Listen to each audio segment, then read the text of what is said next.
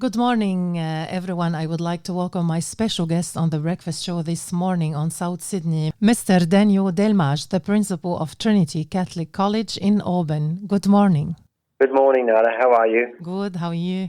Very well, thanks. Great. Most parents have kids who have HSC this year, and we would like to get some information from you to clarify a few issues. Sure. I'd love to help. Yeah. Mr. Delmage, given that a lot of children become very stressed during their HSC, what help does the school provide to assist them, especially Trinity School, because you are the principal of Trinity College in Auburn? Yes, thanks, Nada.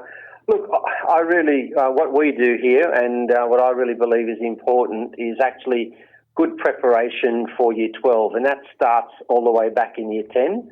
And we ask our students to take, and their families, to take a time to choose their subjects really well, to make sure that they've chosen subjects that they're well suited for, and to choose the various levels of subjects that they're suited for.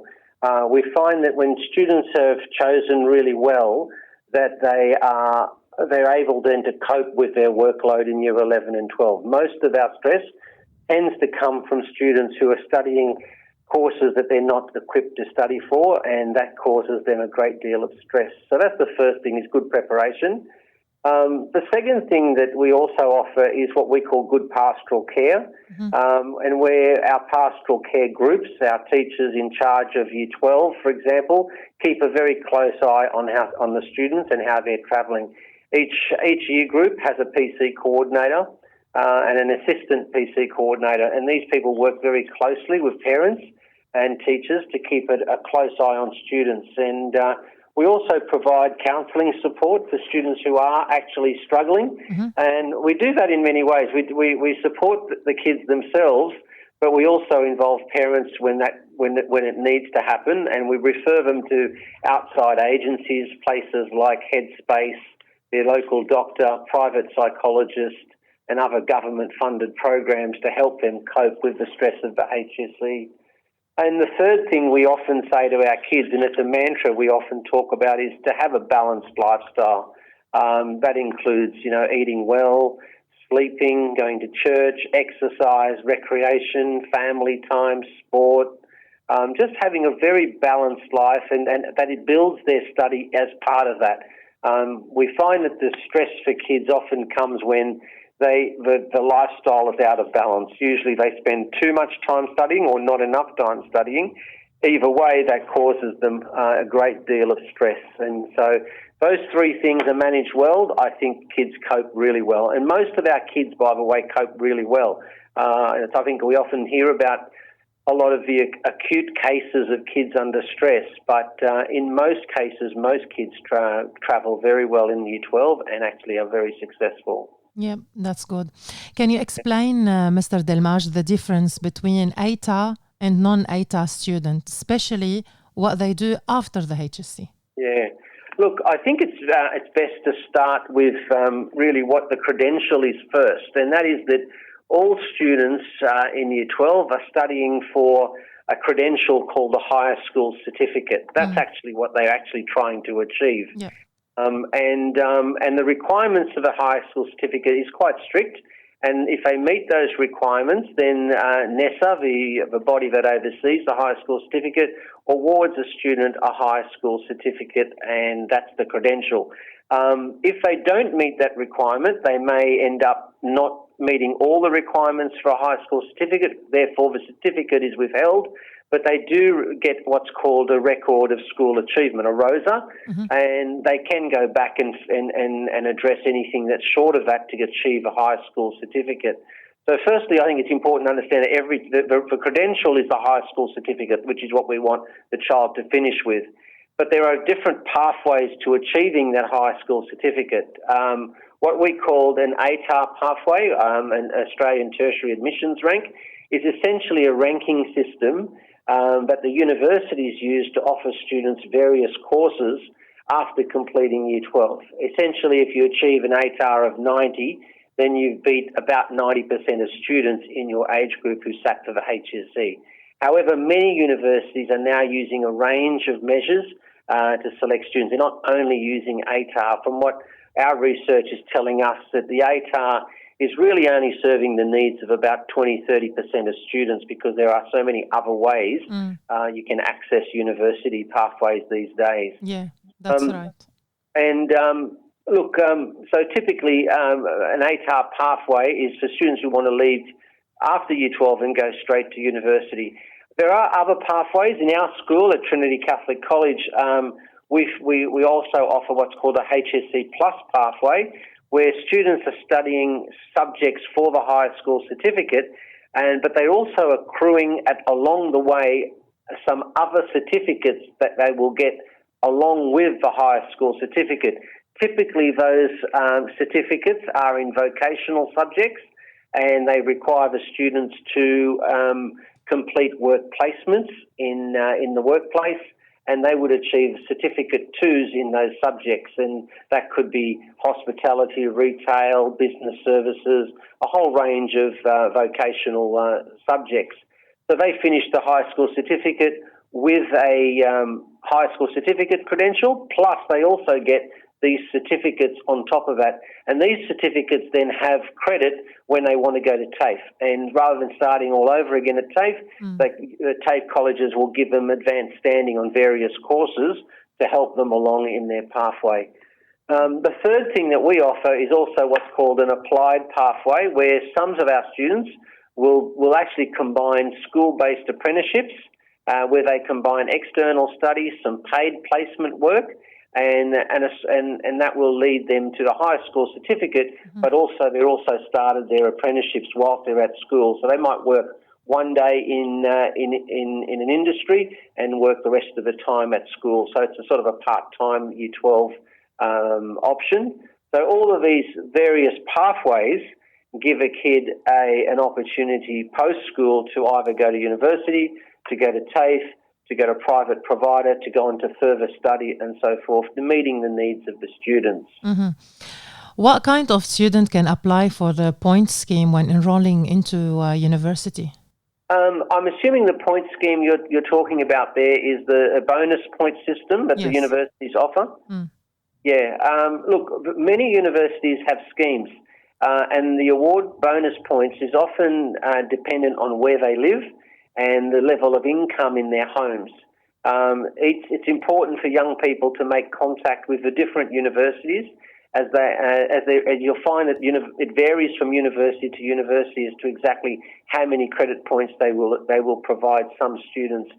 Some students will also get credit points depending on their subjects they've studied, leadership positions they've had at school, and so forth. So it's a university by university thing to into. Some students who in year 12 or year 11 sometimes go through some periods of family stress, which might be illness, sickness in the family and things like that. And some of those students can also apply for additional points, and their Year 12 coordinator or their careers advisor is the best person to speak to. There's an application that they can fill out with and supply documentation to prove we call it an illness misadventure, and they can verify that, and that can then be taken into consideration. The third thing, it's not about points, but I think it's important for your listeners to also know, is that many universities now are offering what we call early entry schemes, where students can apply well before they've done their HSC, and they've been doing very well. The university may offer them a place, a guaranteed place in their university in the course that they wish, well before they've even completed the high school certificate. Again, that varies from university to university. So if they choose to do that, they need to just apply directly to universities. Yeah, that's a very important point. Mr. Delmage, what are some of the best ways students can plan their time during the HSC in the modern days? I'm sure maybe you've talked about this subject thousands times. Yes, look, I do talk to the kids a lot about this. Typically, most of our kids will study between 10 and 12 units in the HSC. That's about 5 or 6 subjects. Most schools ask students to commit to about 3 hours of study per night in Year 12. We know that if a student can commit to about 3 hours, that would mean that they are well prepared for their exams towards the end and also well prepared for their assessments as they go along. The best way to achieve that is to develop a study timetable. Usually this is a weekly timetable that divides the days up into various segments, and a student can then choose when they will do their study, when they will exercise, when they will sleep, when they will work. And I always tell the kids to make this timetable very public in terms of their household. They put a copy of it in their bedroom door or inside their bedroom, and particularly at the start, to get into the habit of following the timetable. And then every few weeks, just go back and adjust the timetable because, things change as you go along. But having a really good timetable and knowing exactly when you'll be studying, and also then doing those other things that I talked about in terms of a balanced lifestyle, Yes.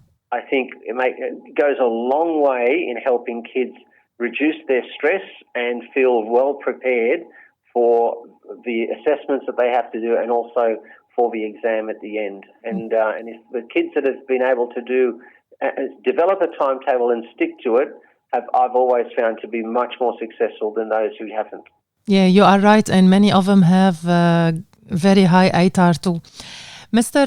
Delmage, what message would you like to give to students in their HSC and their families who are listening to us now?